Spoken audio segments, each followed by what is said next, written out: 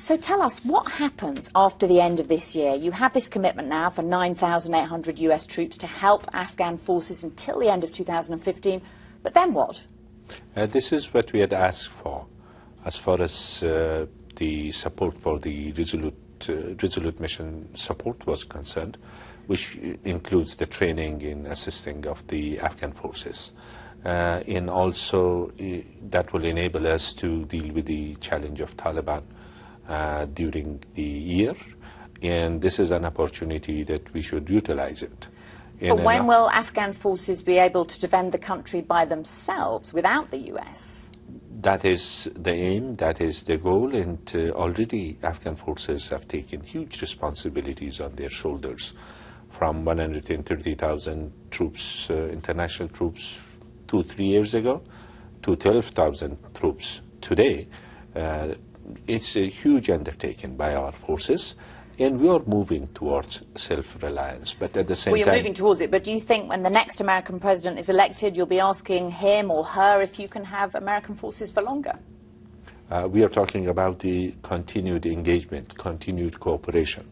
And the troop presence is one aspect of it, which at the moment we are talking about 2015, and that's what we have. That was our demand, that was our expectation.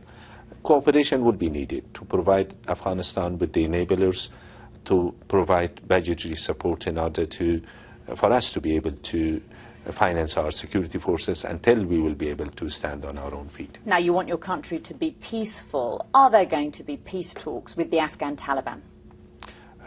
We hope, and there are some prospects for it.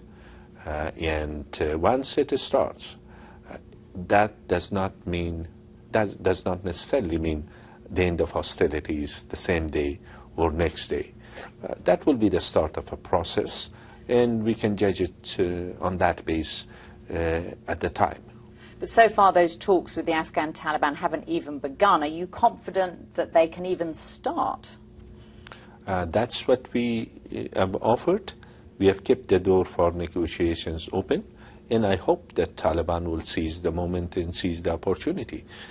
If they believe by any chance that they can overtake by military force or through violence, that will not going to happen. And what about the threat from Islamic State? We heard President Ghani talk about that. The threat from the ISIL is something that nobody can ignore it, especially in conditions like Afghanistan, where some areas are under the Taliban influence and there is insecurity in some parts of the country.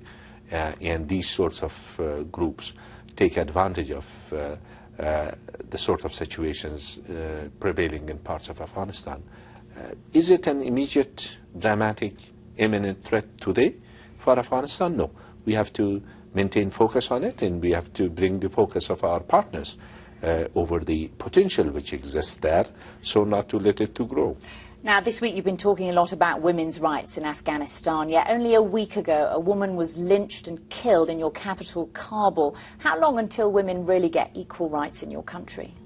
That was a tragic incident, a heinous crime committed on daylight by mobs.